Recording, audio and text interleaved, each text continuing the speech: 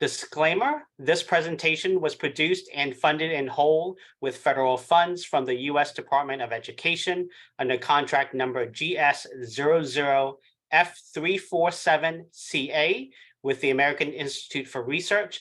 Carolyn Limpila serves as the contracting officer's representative. The content of this presentation does not necessarily reflect the views or policies of the U.S. Department of Education, nor does the mention of trade names, commercial products, or organizations imply endorsement by the U.S. government.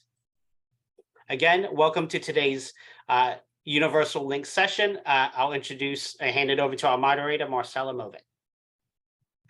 Hi, everyone. Thanks so much for joining us for today's webinar, Considerations for Agency Climate and Compassion Fatigue Among Staff. Today is December 7th, 2022. Sorry about that. So for those of you who are not as familiar with our webinar series, today's session is part of the Links Universal TA Wednesday webinar series. This is a monthly series on topics that matter most to the field. Our intent for these webinars is to support you in your states in building your capacity in important areas. All of our webinars are recorded and available on the Links YouTube channel. So if you have others who you think would really benefit from this, please let them know that those will be soon available there. Before we jump into our webinar and we hear from our fantastic speaker, I wanted to share with you a few resources that are available through Links that might support you in the work related to this topic. First, looking at our Links resource collection, we have a resource called Coping with Stress, a special edition to Staying Healthy, an English Learner's Guide to Healthcare and Healthy Living. I encourage you to check that out. Also, within our Links community, we have some groups that have ongoing discussions that can support you in your thinking about this topic as well. We have a professional development group, program management group, teaching and learning group.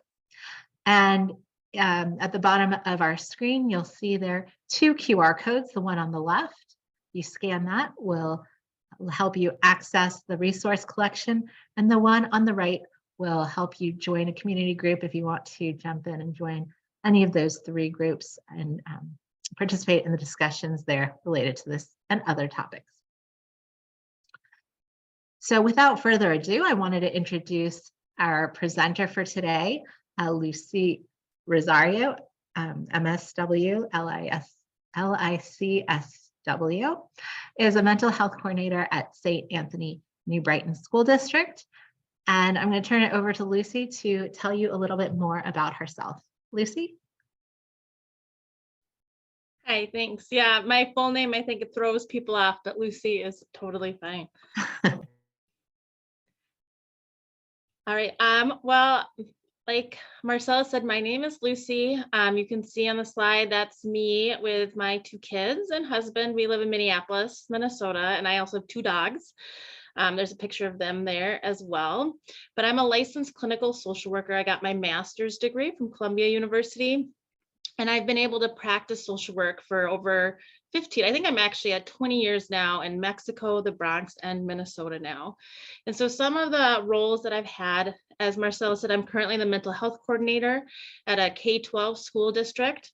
I'm community faculty at the University of Minnesota School of Social Work, and I'm a senior fellow at the Minnesota Institute for Trauma-Informed Education.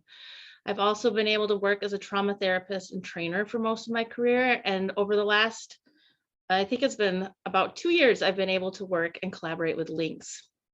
And as I pointed out from the pictures, I'm a proud mom of 2 kids and 2 dogs, which take up most of my life, and I'm hoping that the dogs will stay quiet for the next hour and a half, but if they don't, I apologize.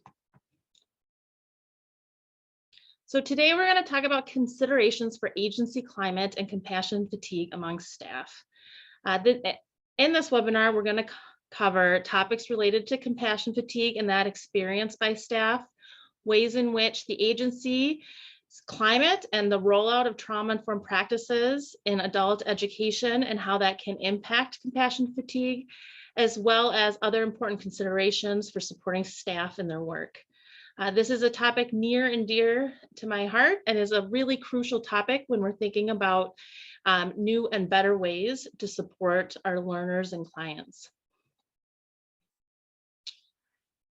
Before we move forward, I'm hoping in the chat, or you can unmute, if you can put, say, your name and a role, and then the check-in question being, if you were the weather, what kind of weather would you be today? And today, for me, as an example, I would probably be kind of cloudy, a little like cold and gray, because I am getting over a cold right now, so I'm not feeling 100%. So you could unmute or you can put it in the chat.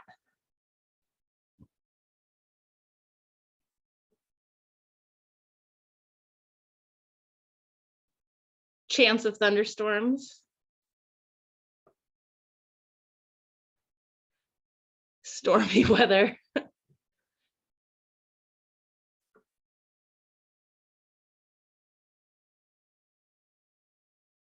Windy side, cloudy. Cloudy with wind, foggy. A lot of kind of gray, stormy weather happening.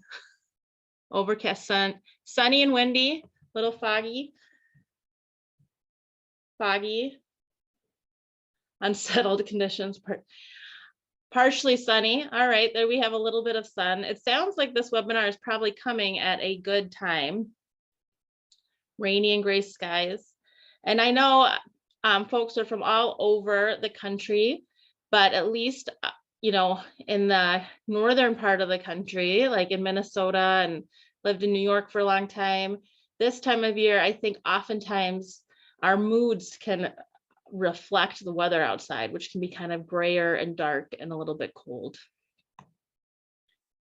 Very, very windy. Thank you. Thanks for indulging my therapist side.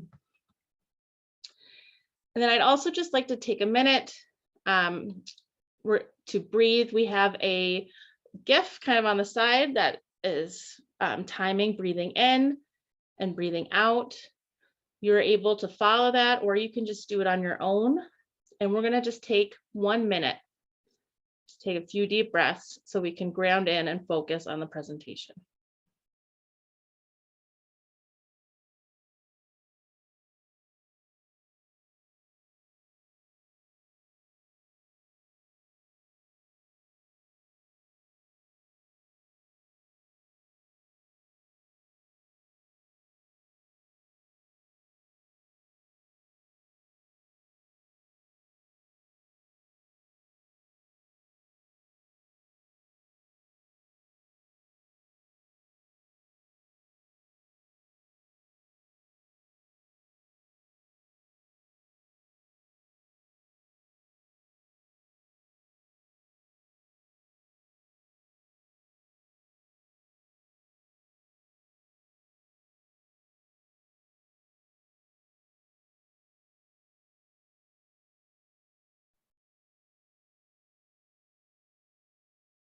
Okay, we're going to start by talking about just why is this important. And one piece of why this is important is that there is a big push, which I think is great, about having trauma-informed organizations and environments for students and for staff. And you'll see on the screen right now on the slide that critical components of trauma-informed care in an organization. And there's kind of a circle with different spaces divided up, and each one is a critical component. And so you have trauma-informed healing-centered instructional practices and behavior response. So that's what we do in the classroom and with clients. You need to have access to internal and external resources as needed.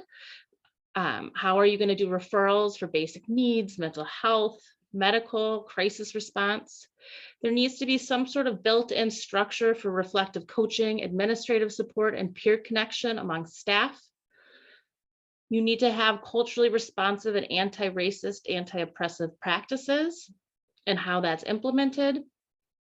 And then a crucial piece of this is an organizational response to secondary traumatic stress and vicarious trauma. And if you don't have these components, you're not able to offer a trauma-informed organization or services for your staff. And one of the reasons this is because the way that our brain is built and the way that our stress response system works is the aspects of our brain that we use is based on the level of stress that we're currently experiencing, and trauma being on one, traumatic incident being on one kind of extreme side of that. But as you can see on the screen, it has these different states. Dr. Bruce Perry talks about state dependence, and it goes from calm, alert, alarm, fear, and terror. And depending on which spot you're at, you're able to use a different part of your brain. When you're in a calm state, that means that the lowest level of stress, you're able to use your whole brain, you're able to use your cortex, you're able to engage in abstract thought, you can commit memory into, you can commit information into long-term memory. Then as stress escalates in that alert, you have more of your lower cortex, you're able to have more concrete thought. You're using most of your brain still, and you're at this stage, you're able to take in new information. Every time we take in new information and we learn something, we get a little dose of stress and we go into an alert state. And time for us at this point is measured in days and hours. So we're able to think a little bit into the future, and it's a tolerable amount of stress. So in the classroom, what you really want is kind of a comfortable rhythm between alert, where you take in new information, and then a calm state where you're able to put that information, reflect on it, and put it into long-term memory. Then as we move up, once we enter into the alarm state, that's an emotional state, we are no longer in our cortex, where all of our kind of our thinking brain. We have now moved out of it, and we're in our limbic system, which is our emotional and relational brain. And time for us at this point is measured in hours and minutes. We're kind of at the edge of our window of tolerance, which is how much stress we can manage before we go into fight, flight, or freeze, faint. And so at this point, we're not going to be learning anything or committing things to long-term memory. We have emotional needs and we have relational needs. And then as we move through that, we get out of our limbic system, and then we're just down in our lower brain, in our survival brain, using our brain stem, and we're in a fear state. And that is purely reactive, and it's about survival. And time is just in seconds and in minutes. There's no planning for the future.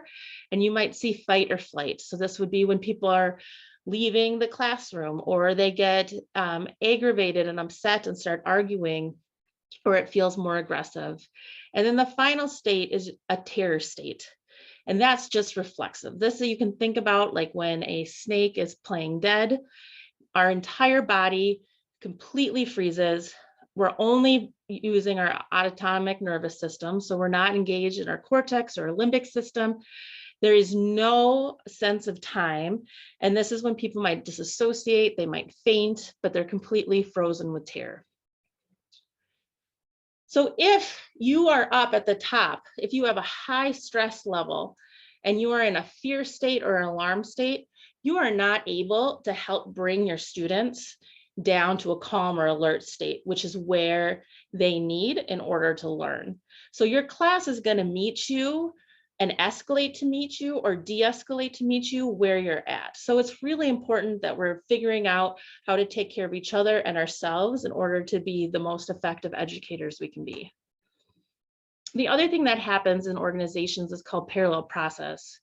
And this is this concept that what happens between the learner and the staff, so in the classroom, is reflected in what happens between the staff and their supervisor. So the same relational patterns can get paralleled all the way up and all the way down an organization. So similarly, what happens between a supervisor and a supervisee can also be played out between that supervisee and a learner. So if I go in and we meet with my supervisor and they yell at me, and then I walk into a classroom, I'm much more likely to yell at one of my students, because we tend to parallel these relationships. And then additionally, this process can happen on a meta level. So what happens in a client population can also be reflected in the relationship between programs at the agency or school. So a while ago, I worked at a domestic abuse organization, and we had a program for survivors. We had a program for people who used abusive behavior, and we had a children's program. And we were always having to manage this concept of parallel process. And what would often happen is the therapists working in the program for people who use abusive behavior and the therapists working in the survivor program would be at odds, and there'd be a lot of conflict between those two programs, and the children's program would get stuck in the middle. And there was always a reason, people were frustrated, but really boiled down to the same dynamics that we saw in the families that we were serving. And so what this can look like, if you look over on your screen, there's the concentric circles. And so if you have your learners in the middle, around them is the environment that the staff and administration create within the environment of the organization, which is within the environment of government, of funders, the public, politics, and what's happening in our world. So if you have an organization that feels unsafe, the staff are going to feel unsafe and the students are going to feel unsafe. Likewise, if students come in feeling unsafe, staff can start feeling unsafe, which can create an unsafe organization. The same things happen with angry and aggressive behavior. It goes from students to staff to organizations. Feelings of helplessness, feelings of hopelessness, being hyper aroused. So that's that fight, flight, and kind of vigilance and jumpiness, not feeling safe. If students come in that way, staff can feel that way, and the whole organizations can start to be very crisis driven. This is a similar pattern to feeling overwhelmed and fragmented, confused, and depressed. So it's important that we be aware of what these patterns are, because they're cyclical, and if we're not aware of what's happening, it's very difficult to break it. And one of the huge patterns that gets replicated through parallel process throughout an organization is the reenactment triangle. And so this is Cartman's drama triangle. You'll hear about it. It can be called a few different names, but people who have experienced trauma and toxic stress often reenact the dynamics throughout the relationships in their life, and they're not even aware of it. And so as educators and people who work in the helping professions, we often can replay these dynamics of the trauma that our clients have reenacted with us through parallel process in our work setting as well as at home. And the three primary roles that happen in these reenactments, you can see in the triangle, is the victim role, a rescuer role, and a persecutor role. So when you're in a situation and having a conversation with somebody and you feel like nothing you can say is right, everything you say is being taken wrong, and it just doesn't even make sense, you're often in a persecutor role. Similarly, if you're in a conversation and the other person is kind of aggressive and you're feeling helpless and kind of stuck, that's often you're in the victim role at that point. And then a rescuer role is when the person that you're working with wants you to come in and fix things for them. And you can be in a conversation with somebody and be in all of these roles within one conversation. At one point in my career, I was working with a second grader who had been sexually abused and had disclosed that at school, and then was really struggling in school. And I always showed up when she was having big behaviors. And so every time something bad was happening, I would show up. And it got to this point where just my presence would start triggering her. And I realized that when she saw me, she was seeing another perpetrator. I wasn't me anymore, even though I'm the person she spoke to and we had this close relationship. And so I needed to give her space because there was nothing that I was going to do that was going to help her feel safe at that time. And so we have to be aware of what's happening, and we have to try to move over to a healthy triangle. So on the screen now, you have the trauma reenactment triangle of the rescuer, persecutor, and victim. And then the healthy triangle that we want to move to is distance, support, and adapt. So in that example with a second grader, I was a persecutor. And so I needed to create distance. I had to talk to my team, and I said, I can't be the person that responds to her for a while. And I gave distance and allowed her to choose to come see me. And within a week or two, she was starting to show up at my office door, kind of checking in, and we were able to start rebuilding our relationship because I was no longer forced on her. It was a choice. She got to feel empowered to see me. Similarly, if you're in a situation where you're really feeling like the victim, like you don't have any choice, or you're feeling helpless, or you're vulnerable, taking a step back and really thinking through, how do I need to adapt in this situation? What is it within my internal locus of control? What can I change? How can I adapt? And also with rescuer, if a client or learner or a colleague is wanting you to come in and to fix things, rather than doing for, it's how can I support this person, right? So instead of going and making the phone call, can I sit next to them while they make the phone call, right? So how are we able to empower each other to help ourselves while feeling really supported? And I saw a question in, is there significance in the inverted triangle? Yes, it's not, you could have it the other way. One thing that I like that this flips it is that victim role is you kind of move up to the top, which to me really symbolizes empowerment and being able to adapt and take control of the situation. And so that's really the only reason for the inverted triangle. Thanks for the question. So when you notice that you're stuck in a reenactment triangle, these are some of the steps that you can take. Is first, you need to accept that this is a normal, natural part of organizations, especially those that are serving traumatized populations and people who've experienced high stress lives. So there's no point in assigning blame. It's not your colleague's fault. It's not the organization's fault. It's definitely not your student's fault. Then you need to stop. Everything goes a lot better when we're able to slow down and stop the process. When we're constantly going quickly and with a sense of urgency, that's when we get sucked into these unhealthy relational patterns.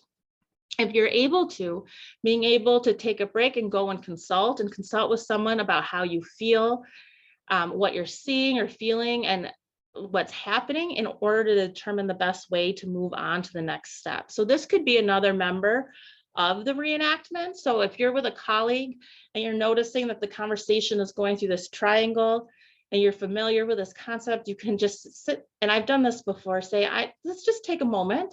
This is how I'm feeling right now.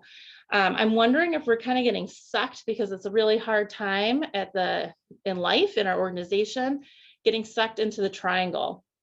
And I'm wondering if there's a way that I can be more supportive rather than being in a rescuer role.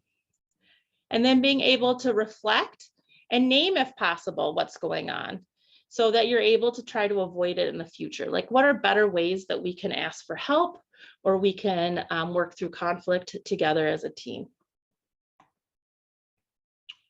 So this is a case study. I will read it, and then I'm hoping that people can put in the chat, or you can unmute and speak up to answer these questions. We're going to do this together. So Hassan is a vibrant, outgoing student who makes everybody laugh. One day in class, you lean over Hassan's shoulder to get feedback on the project he's working on. You are shocked when he yells, "I can't do anything right," slams his laptop closed, and pushes his chair back into you so hard that you stagger back. Hassan then grabs his bag and storms out of the class, swearing under his breath. So, thinking about that triangle, what role are you in?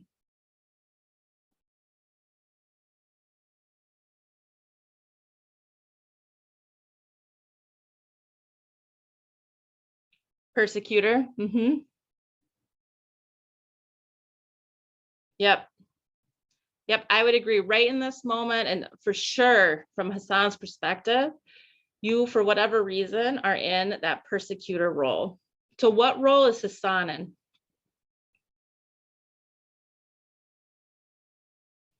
The victim role. Yep. Feeling pretty disempowered, saying, I can't do anything right. That feels pretty hopeless to me. It feels really heavy. And so what's something that you can do at this point?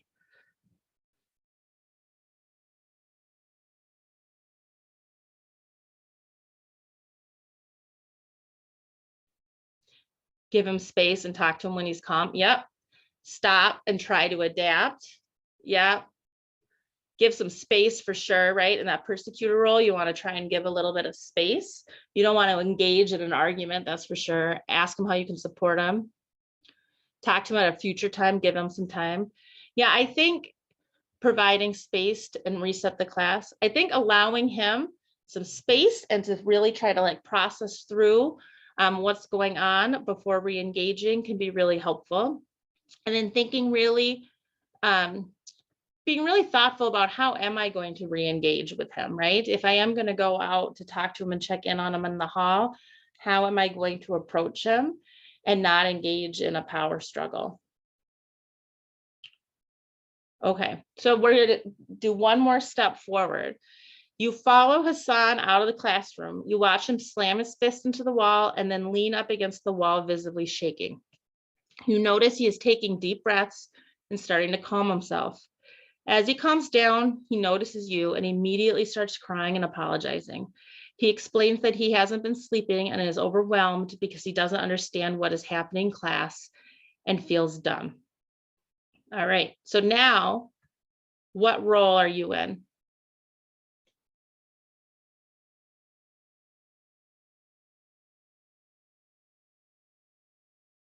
Or getting pulled into rescuer?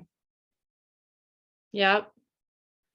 Because at least for me in this, what I'm going to want to do, I'm a perpetual fixers. I'm going to want to like jump in and make him feel better. And my first response is probably going to be like, oh, you're not dumb. What, like, let's figure this out. I'm going to fix this for you and try and fix class for you. What role is Hassan in at this point?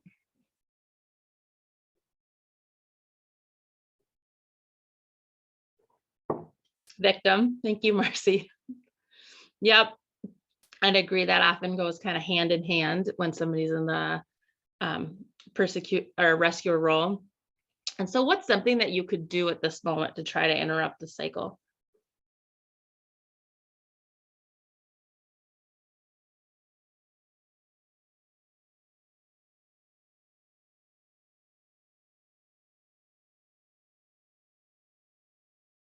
Come on, I know there's a lot of brilliant minds out there. What's something that you can do? Would I want to jump in and try and fix it for him? Ask him what he needs. And then we also have ask if he needs to take a walk, get a snack, something to reset. That can be really helpful. A glass of water. Yeah, I think moving into that supportive stance. And then I like this, no fixing, but be open and listen, right? Sometimes we just need to sit there with people and hear them out and just support them while they figure out how to fix the problem for themselves. And that's really important. So in summary, this topic's really important because it's for your own mental well-being. It's also so you can continue to do your job and you can effectively do your job. And this is critical so that you don't accidentally cause harm to other people. And it's an essential component, as we talked about at the beginning, for creating a trauma-informed and healing-centered classroom and organization. So now we're going to really focus on defining what is compassion fatigue. So traumatic stress and helping professionals. It's inevitable that it's going to happen. People, you will not suffer traumatic stress if you are indifferent. So all of this stems from empathic engagement with learners and families. So basically, if you're doing our job well, it is very natural and normal for us to experience one of a symptom or an experience of compassion fatigue. So it's also really important to understand and use the term correctly because it's a workplace hazard. It's something that we all kind of confront at some point. And the more clarity we have around it and what is happening, the easier it is to seek the support we need.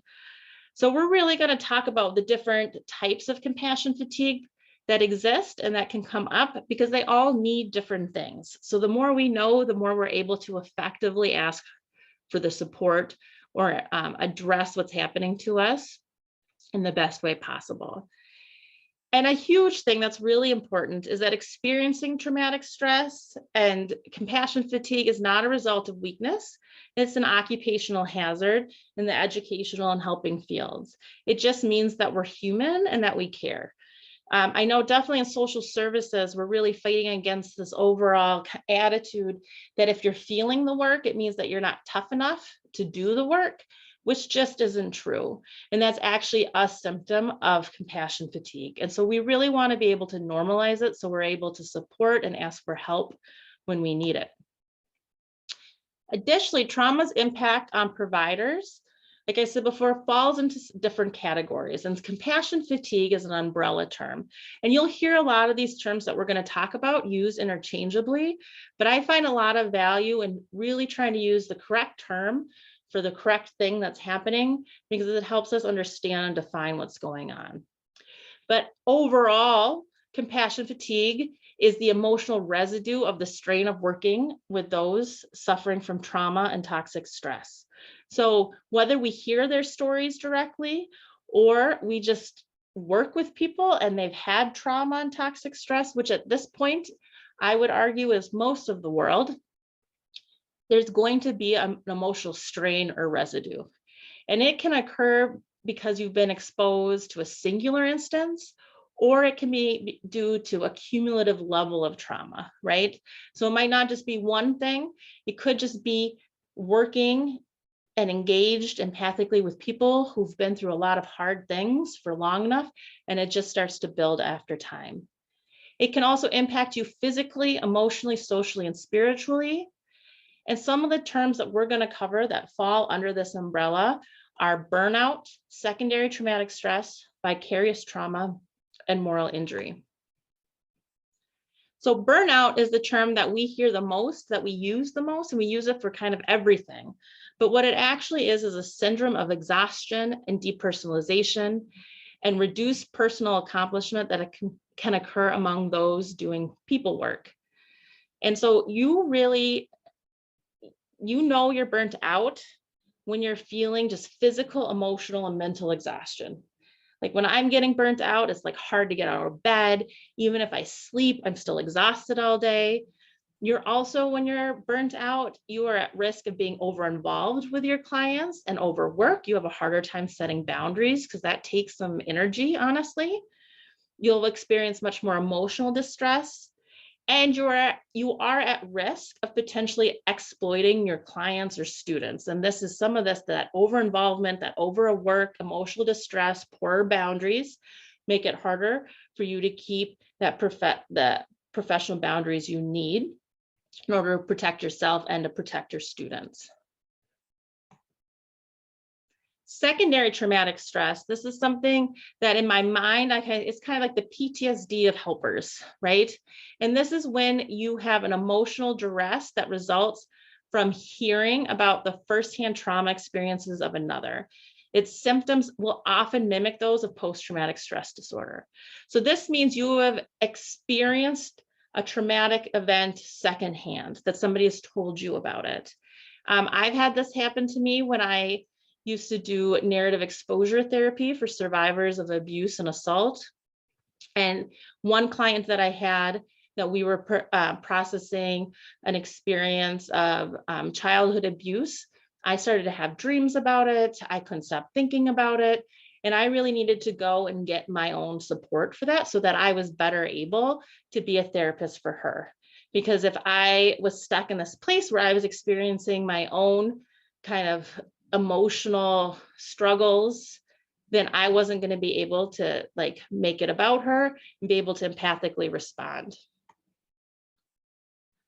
So some of the things that you will notice, some of the symptoms that can happen are very similar to post-traumatic stress disorder symptoms, are intrusion and avoidance of trauma reminders. So if you start avoiding certain things because it reminds you of this thing you heard, a heightened arousal, so being very easily jumpy, and kind of like I was looking behind you and worried about what's happening, exhaustion and fatigue, emotional strain, loss of ability to be empathic. This is how it can really deeply impact your job.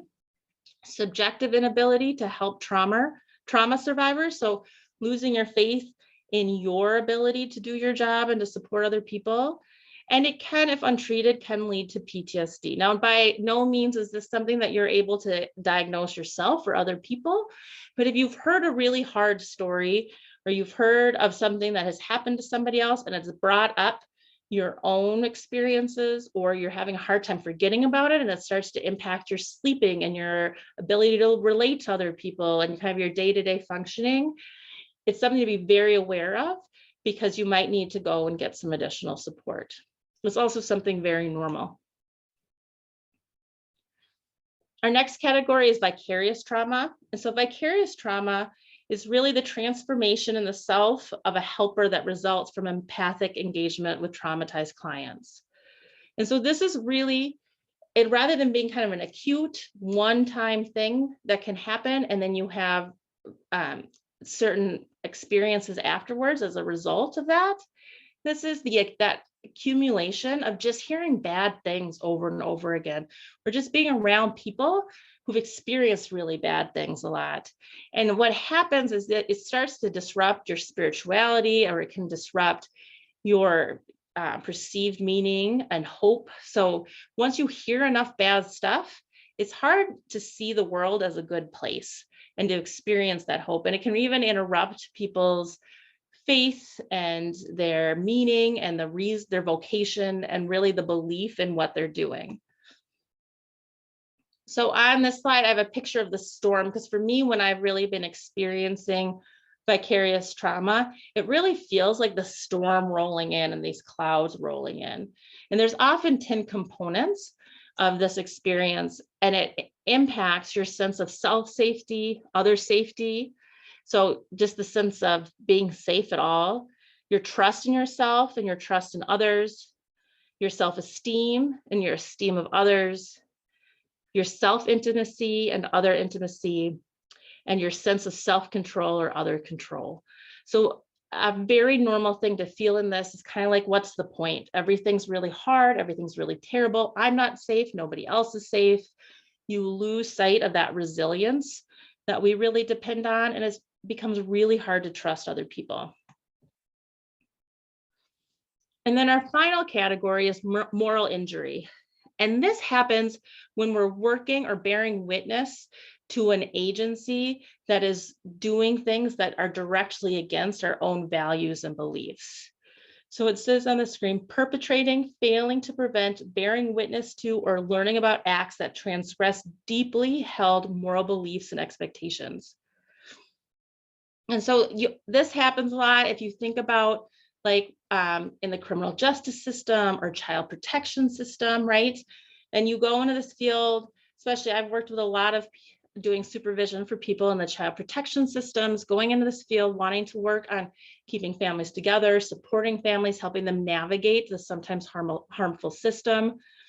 And you're working in this organization, and time again, you see things that are happening that go against your deeply held morals and beliefs.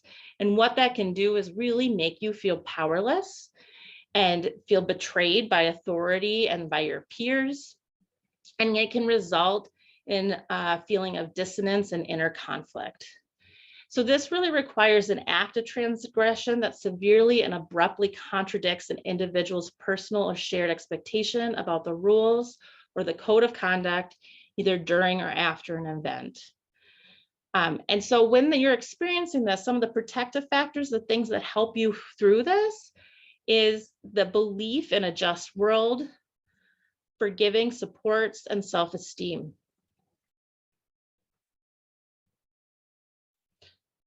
I always feel like when I give these slides at this point, it's like everybody just needs to take a really deep breath. And I've talked about this a lot, and it still can feel really, really heavy for me to talk through it. And I think some of it is because I've had experiences in all of these categories. And so if anybody else is feeling that way, I completely relate to it. So on this slide, this is a visual that I took from a very dear colleague of mine, Angela Lewis DeMello, that she created. And it's in a handout that is going to be given out, I believe. And it really kind of outlines, it has 5 columns And on the first column, you'll see the effect. You'll see the kind of questions. So trauma exposure required, core feature, primary cause, and primary intervention. And then each of the other columns, it goes through and answers those questions for burnout, moral injury, secondary traumatic stress, and vicarious trauma. So burnout and moral injury do not require any sort of trauma exposure. You can get burnt out or have moral injury working in IT or as an accountant. You don't need to be exposed to the traumatic events of others. Whereas secondary traumatic stress and vicarious trauma, you do need that trauma exposure. The core feature is different in all 4 of these. So burnout is exhaustion. What moral injury, you're going to notice some cognitive dissonance and inner conflict. Secondary traumatic stress, you might experience some of the symptoms of post-traumatic stress disorder. And in vicarious trauma, you're going to experience a change in your worldview and a possible breakdown of belief system. They also all have different causes.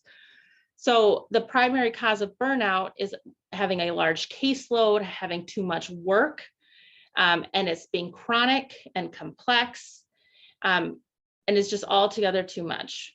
Moral injury is when there's an act that transgresses deeply held moral beliefs.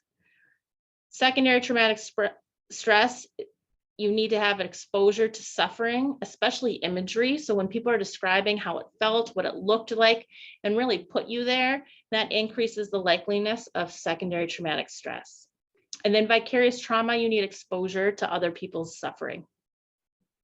And all of this is important to understand the difference because each one of these has interventions you can do. Is if you're experiencing this, it's not just like give up and, oh, well, that's it. But like if you're experiencing burnout, your primary intervention is workload management. You might need a vacation. You might need to talk to your supervisor about how to manage your workload and think through how to try and simplify certain things so you're less exhausted all the time. If you're experiencing moral injury, you really want to focus on meaning making and then self-forgiveness. So I'm not saying all the child protection workers that I've worked with should leave their jobs because that would be terrible. And it would be terrible for the families that they serve because they're amazing people doing really good work. But they need to be really sure of why they're doing that, what the meaning is behind that work, why they got into it in the first place. And then they need to practice self-forgiveness because they can do everything they can do to make small changes in the system and they should keep doing that. But they can't personalize and self-blame for the system that they did not create and the harm that it causes. Secondary traumatic stress, you often actually need mental health intervention, and whatever that looks like for you, whether it's cultural or spiritual or more traditional with like a therapist. For me, I've gone and seen a therapist and that has been extremely helpful, but finding whatever healing provider works best for you. And then for vicarious trauma, what works the best is tangible acts of care and meaning making. So vicarious trauma is something that we can really help each other with. And when somebody's really struggling, and this is why it's important to communicate, and if we know somebody's really struggling or just really feeling the work, just doing small things to take care of each other really helps. I worked in this very high stress, high needs school, and we would do things like just bring each other a cup of coffee when we go out or check in on each other. And it really helped, especially when we were feeling really down. And then also being really sure of the reason why we're doing this work and why it's important and the meaning that it holds to us. So we're going to just do a quick activity, about 5 minutes. We'll have a little bit of music on, but I want you to just journal and think through these questions. You can write it down, or if you really hate journaling, you don't have to, but just reflect on, as you think through the different types of compassion fatigue and parallel process, what have you experienced? What have you seen in others? How has this impacted your organization? And when is it worse? And when is it better? So I'm going to mute and turn off my video and allow you all to take a minute to reflect. I hope that was helpful and gained some insights and just some thoughts about some of the dynamics you've seen in your organization. Again, being aware and identifying is one of the largest parts of being able to address and support. So now we're going to look at just like what organizations can do as kind of like the bigger, and then we'll move into what we can do ourselves. So a quote to think about, to consider, is that we work together to develop an atmosphere in which it is considered inevitable to be affected by the work. And this is this change in lens that I spoke about earlier, about that it's not, we need to move away from this idea that it means that there's somehow something wrong with us, or that we're not meant to do this work, or we're not tough enough, and rather that this is just something that happens and we all need to work together and make it okay and support each other through it. We can ride these waves. So some key pieces for an organization in mitigating organizational trauma, which will impact the staff, is having the strong core identity. It's very similar to the individual, understanding who we are, being able to identify as an organization how this identity is expressed in the mission, vision, values, principles, and practices. This really helps, particularly with moral injury, if we're just really transparent. This is who we are and this is what we believe. It also is a place that can bring us back to this core identity when we're feeling kind of lost and out there. Having a sense of organizational esteem and self-efficacy. So this is, again, similar to what an individual needs, but as an organization, do we have a held belief that we're good enough, that we're able to help ourselves and to support our clients? Or are we feeling really stuck and like we're not good enough? Positive, secure sense of identity, and an organization that acts on its values, accomplishing goals. And again, this is very helpful with that moral injury piece. But when we are making decisions, how are our values driving those decisions? How are they driving us to accomplish what our goals are? How do we display integrity between these two pieces? And this might seem a little bit weird, but the strong, updated, and compelling origin story. Oftentimes organizations, the culture really has internalized whatever the origin story is. Currently, I work at a district that's a small district. And every time we're talking about something, it always comes up how we're just this tiny little district. Nobody pays attention to us. We can't get resources. And these ideas really drive what people feel like they're capable of doing or what people feel as barriers. Very similarly, that domestic abuse organization that I worked for came out of the women's movement and had this feminist ideology and values that drove it. And that showed up everywhere. It also was a very grassroots organization. So there was this constant idea, even when we'd have grant money and we'd have things coming in, but that we weren't able to do it. We're just this scrappy, small grassroots organization. And that didn't change no matter how established or how big that we got. And then the organization receives internal and external feedback regularly. In social work, we talk a lot about systems theory. And when a system is unhealthy, we stop taking feedback. We start self-isolating. And so both in programs within an organization, as well as the organization in a whole, we have to be really intentional, particularly when we're going through a hard time, to keep ourselves open and not have such rigid boundaries, right? To be able to take in external feedback and receive it with an open mind. And creating an organization that has high structure and high warmth. And this is what's needed for clients and learners that have experienced trauma. This is also what staff need. We need predictability, we need transparency, feel like we have voice and decisions, and an opportunity for warmth and care and relationships. Continuing with mitigating organizational trauma and really connected with that high warmth and high structure, organizations need to facilitate structures and processes. And this is part of that predictability. What is the structure? What is the process? How do we follow through with this? So people feel a sense of like security and safety in knowing how things happen in that organization. What are the policies, procedures, evaluations, and how do we review mistakes and growth opportunities? When things are a surprise and nobody really knows what's happening, escalates everybody's stress response system and keeps everybody on edge. Another huge thing that's helpful in organizations is having hopeful and energetic leadership. The current district I work at, the superintendent is incredibly energetic, has a lot of hopes, really likes to talk about her values and her dreams for the district, what she sees that we are able to accomplish. She expresses a lot of hope in being able to accomplish it and value in what a big task. And what this happens is she's a visionary leader, and that helps everybody that works for her to maintain hope, to feel helpful, and to have energy and passion for the mission. She helps drive that in everybody that works for her in the district. She also acts as a container and engage staff as a model. She can be vulnerable and balanced. She's shared with the whole staff her perspective of some stuff they've gone through. So the district went through a tough time, and she got it, and she shared from a very vulnerable side of herself and what she saw that happened and how she got through it. And it felt balanced. People understood where she was coming from, why she made the decisions that she made. And another key piece is taking a learning approach and to keeping work in perspective. So rather than being punitive or being like, you're not doing it right, is how are we're all educators. How are we going to learn? How are we learning? How are we supporting other people's learning? And really keeping that perspective.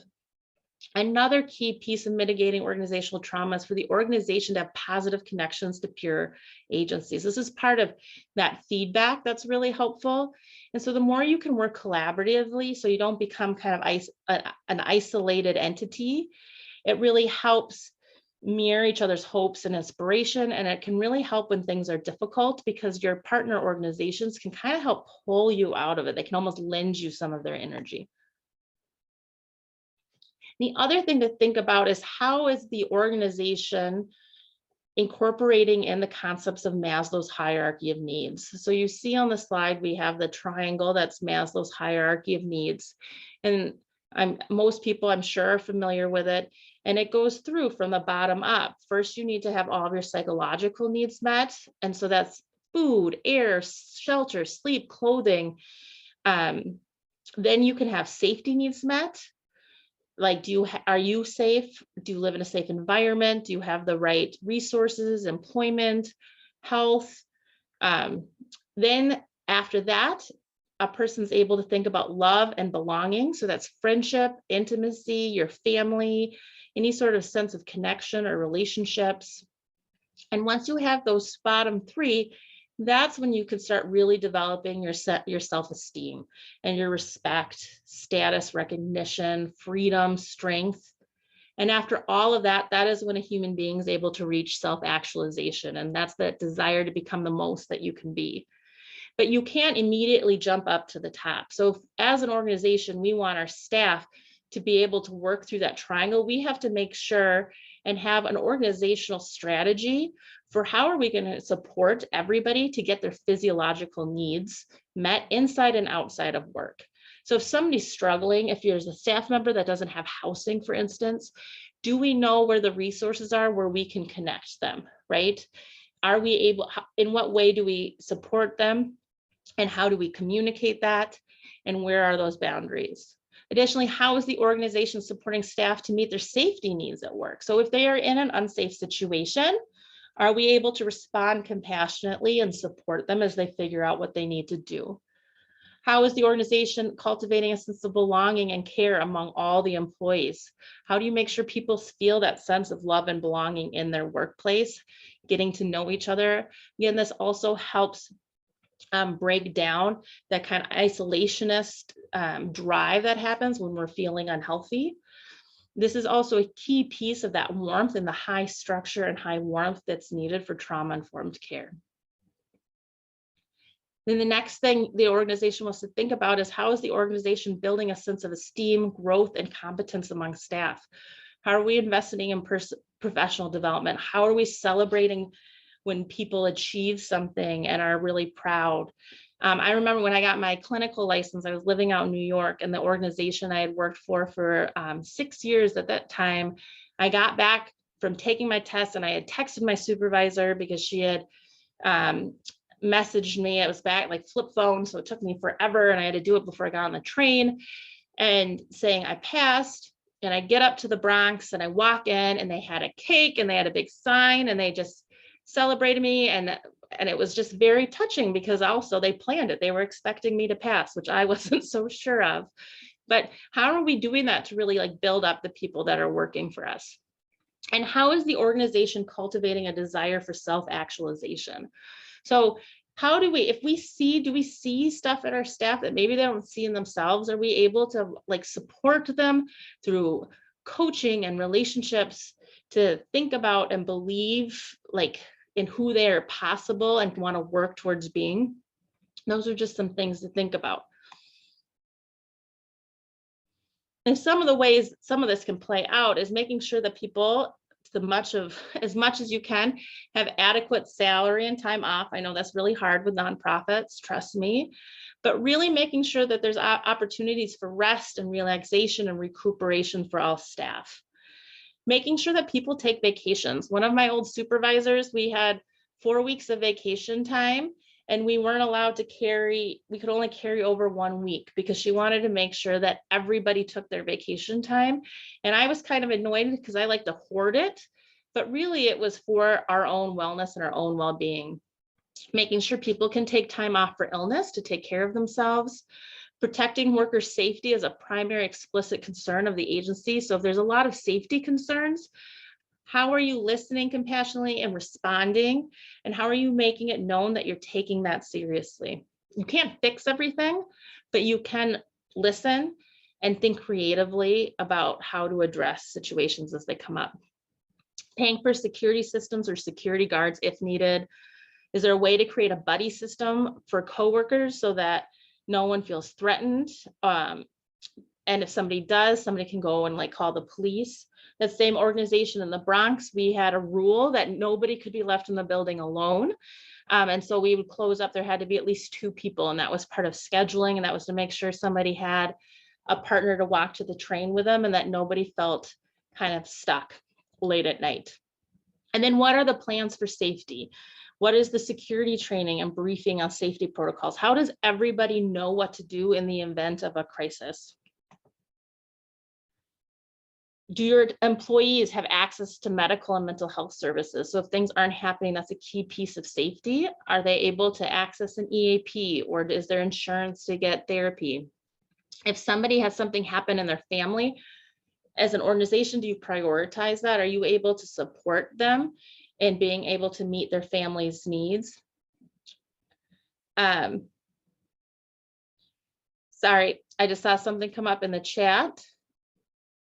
Needs to be paid time off, or the stress. Yeah, you do. You need all of this. And sometimes hoarding leave can feel like survival, but we need to think about this whole the whole pie, right? And if hoarding leave is survival, but we're also not getting our space and the break as we need it, we need to think creatively about what the solutions are. And as a country in the United States, that's it. I mean, it's talked about a lot. We don't have like as much or the resources, or haven't prioritized that historically. So how is it that we are trying to be flexible and meet people with vacation? Not meet people with vacation, sorry, I was reading, but meet people with compassion kind of in the organization.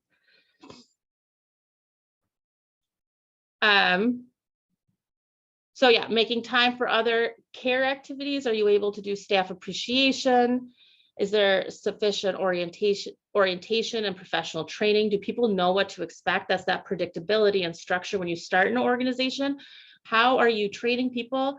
Do they know how to make copies? Do they know how to ask for time off? Do they know how to access their medical benefits? Do they have sufficient supervision so that they feel supported? Is there ongoing individual and group coaching using reflective frameworks? And so what this really looks like is that when you sit down, rather than being very administrative and task oriented and telling people what to do, allowing people to bring in their own agenda items and have a space to be able to talk through it, with some questions. There can be some guidance, but really allowing people to process through what is happening helps build resiliency. And then creating opportunities for collaboration and relational connection between staff, and expressing care and value for all your staff.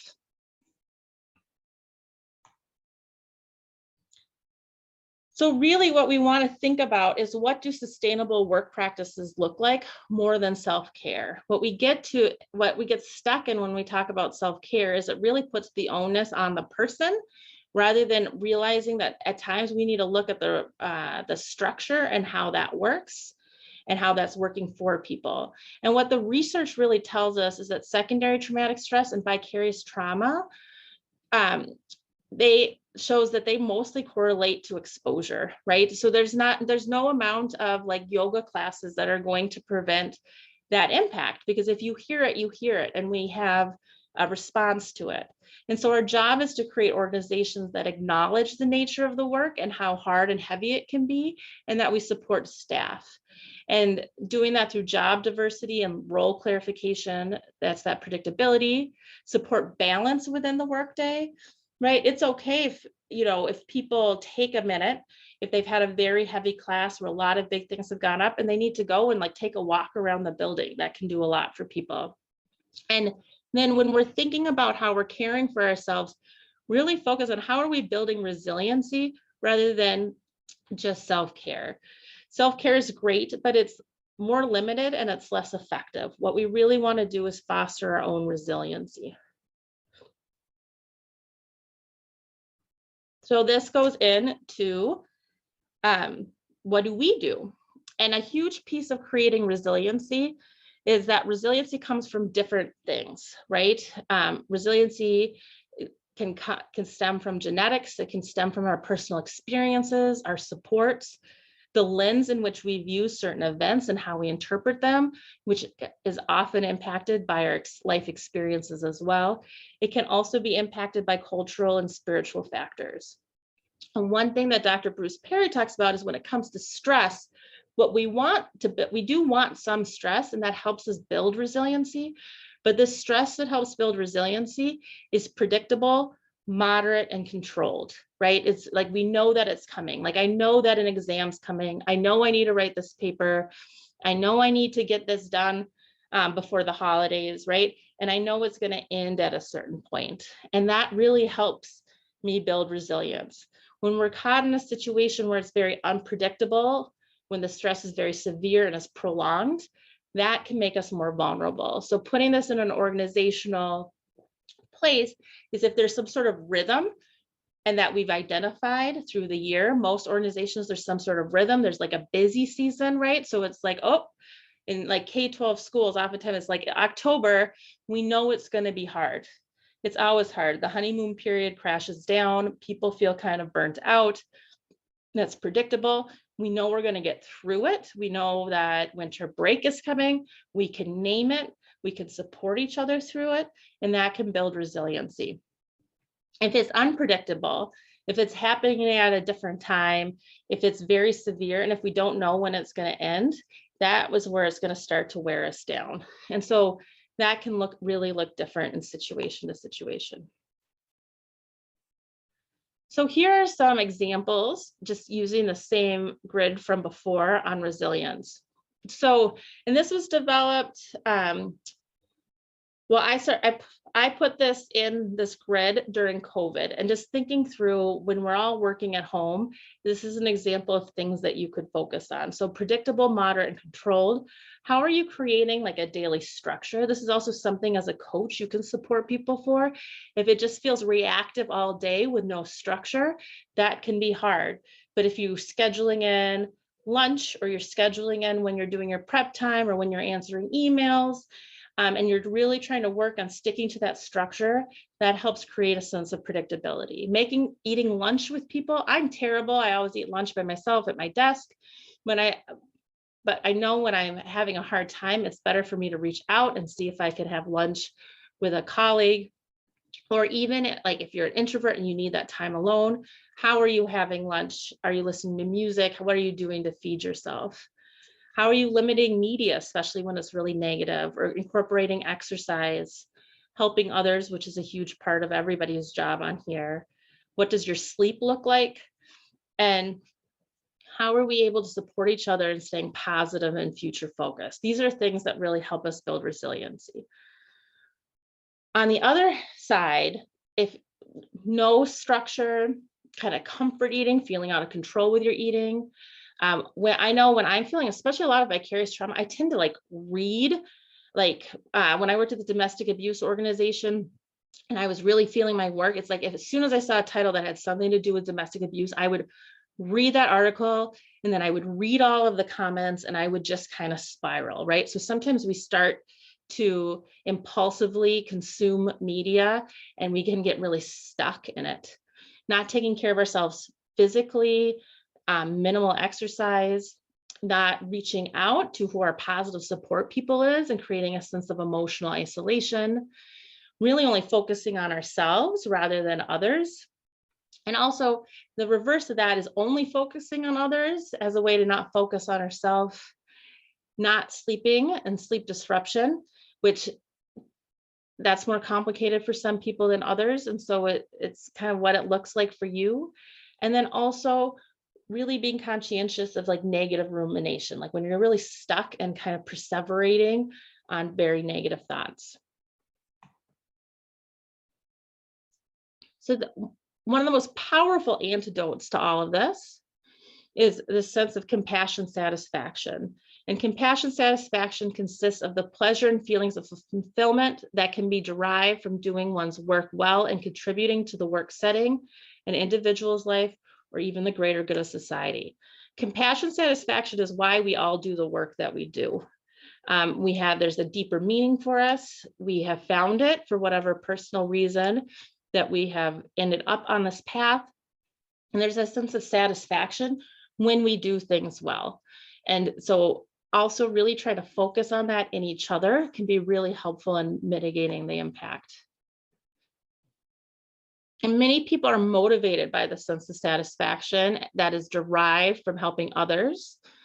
And it can result from the positive aspects of trauma work that motivate, sustain, and nourish people and those who serve clients with a trauma history. So this is something that can really drive people to stay in the field. I know this is a huge piece of, I think, why I've been in the field and being able to see how things can change and to be able to witness the resiliency in others. But you can also, as a helper, experience both compassion fatigue and compassion satisfaction at the same time. So you can be exhausted and fulfilled. And so you're not always very neatly into one bucket or into another bucket. And at a certain point, and this is what we really need to be aware of, is that compassion fatigue can overwhelm one's ability to experience compassion satisfaction. And that's when things get really hard. So like I said before, it's not that self-care is bad, but what we do know is that compassion fatigue is a workplace hazard for helping professionals. It happens, right? We feel the work. And so as we focus on building resilience, more so than specific acts of self-care can be part of it, but we don't want to put it all on self-care. And it's really important that regardless of your role, is that you're either working with your employer or you're working with your employees to make sure you're managing what staff workload looks like. You're making sure people are able to take a break when they're able to take a break. And as was pointed out, that could look differently for different people. But you also, if somebody's feeling really insecure or worried about taking a break or taking some time off, is trying to, not in a blaming way, but to support them and try to understand what's driving that, right? And what do they need to feel safe enough or okay enough for taking time off. Sometimes people feel really scared about like losing the stability of a job, and we don't want people to be too scared to get their needs met. And then ultimately your staff and you need all the same things that the students need. So part of that, using your whole brain, you need to think through how are you regulating? Are you lowering your stress response system, grounding? How are you relating and creating relational connections? And then you can start to reason, because you're getting that terror, fear, alert. You're moving through that as you regulate, relate, and reason. And knowing where you are, staying in the present. How are you creating structure and predictability And then how are you nurturing yourself emotionally, physically, socially, and spiritually? And to be able to effectively do this, you really need to be able to nourish and focus on all aspects of you, because you're a much more complex and holistic being. That I'm a runner, so I like to go on runs, but that's really only, that's feeding my physical side, a little bit my emotional side. Sometimes I go on a run with a friend, and then it can be social, so it can fit into different buckets, but it needs to be one piece of a much bigger picture. We can't only focus on one thing. And so on the screen, you'll see kind of these little circles with arrows pointing to each other. And these are all aspects and categories that you need to think through to kind of create a resiliency focused self-care plan. And so in each bucket are areas that we need to nourish. So how are we nourishing ourselves intellectually, emotionally, socially and recreationally, physically, environmentally and structurally? So that would be like that structure and schedule and predictability, boundaries, things that are happening kind of in your life. And then spiritually and with meaning making, how are you cultivating the meaning making? So there is a handout that is going to be shared. And we're just going to take, we're a little bit short on time, so we're just going to take like 3 minutes. So you don't need to finish this, take this with you. It's something to think about. And if you're up for sharing some ideas you came up with in these little buckets, I would appreciate that when we come back. But really thinking through what do you do to nourish yourself? What is maybe an area you want to think through more? Financial is also on this as well. How do you take care of yourself financially as best you can with budget? I know that adds a lot of stress to my life when I'm not feeling secure financially. How are you giving yourself self-compassion and gratitude? And so, yeah, we'll take 3 minutes and then come back.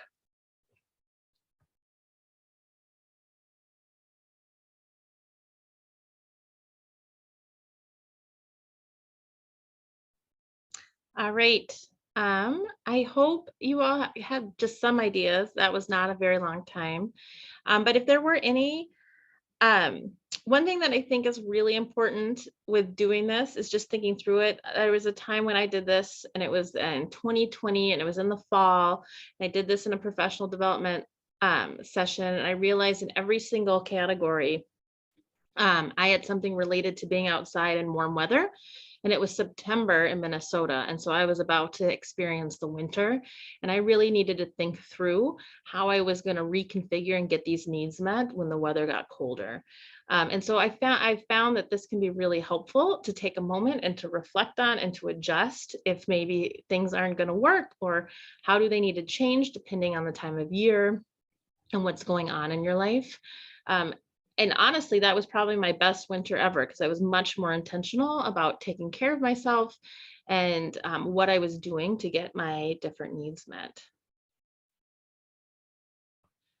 So a parting quote that I have that I find really personally inspirational is that caring for myself is not self-indulgence. It is self-preservation, and that is an act of political warfare. And that was from Audre Lorde. So I hope that everybody, if nothing else, at least feels the freedom to support themselves in feeling what they feel and then asking for what they need. So I think we're going to do some questions. Marcella. Thanks so much, Lucy. I always love your sessions. I always feel so much calmer and more positive, because I feel like I come away with good action steps, and that's always important. We don't currently have any questions in the chat, so I'll encourage everyone to please put those in if you do have any. But in the meantime, sorry, I jumped the gun. Susan asked, will we get the slides? Susan, as I mentioned, I'm not sure if you heard at the beginning, we will be posting the recording on our Links YouTube channel. So please be on the lookout for that. there any other questions? Again, please put this in the chat. But I wanted to check in with all of you to find out, we have a poll that we'll pull up, find out about the continued support that you might be interested in receiving on this topic. So you'll see the question that should have popped up for you. Are you interested in continued support on this topic? We have provided some technical assistance on this before.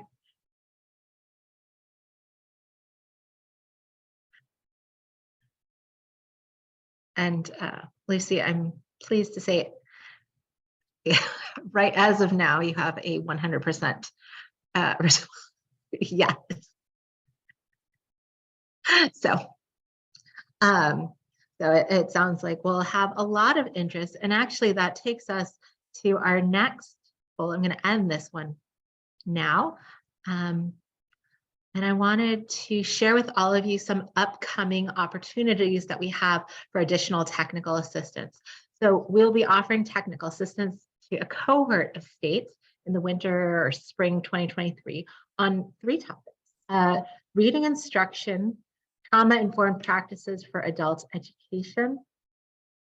Oh, sorry, and I see the last one is not there. It should read assessment. Currently it says, are you interested in having your state join us? My apologies.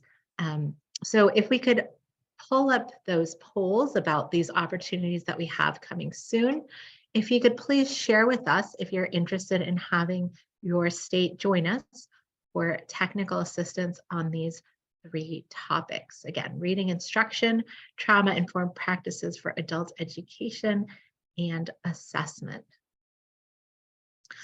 And I just want to note that you're not, already signing up for anything. We're just trying to get a sense of how much interest there is on these topics, and we will reach out to you and follow up to let you know and share more information about our cohorts that we'll be developing.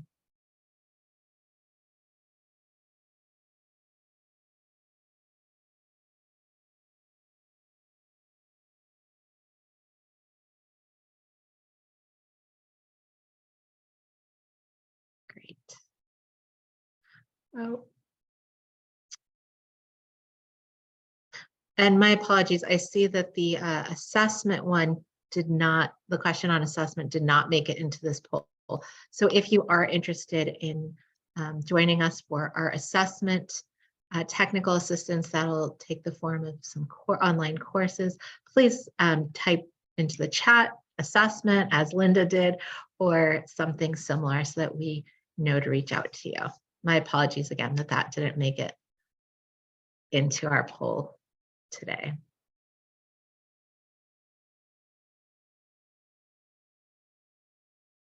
Great. Okay, and it seems like we're not getting any more responses in our poll, so I'll go ahead and add that. Thank you. All right, so before we end, I wanted to share with you about next month's webinar. It's a little ways away, but it will be here before we know it. So we'll be looking at the DRAW project, landscape scan, digital skills library, and an update on resources to come. That will take place on January 25th, 2023. I know, hard to believe that we'll already be in 2023. Like all of our webinars, it will run from 3 to 4 p.m. Eastern or noon to 1:30 p.m. Pacific. We encourage you to register now, and Long shared the link that you can use to register in the chat. We want to make sure that we meet your needs. So if you could please respond in the chat what questions you have about the DRAW project. We would love to check in with our presenters and make sure that those are addressed during that webinar.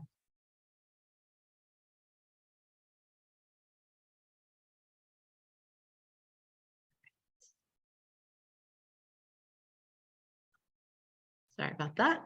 And with that, I want to thank all of you for joining us today. I want to thank you, Lucy. It was, as always, a fantastic webinar. We do have some references and resources that we will share in the description when we post this recording to our YouTube channel. So please be on the lookout for that. Thank you everyone for joining. We'll see you next month. Thank you.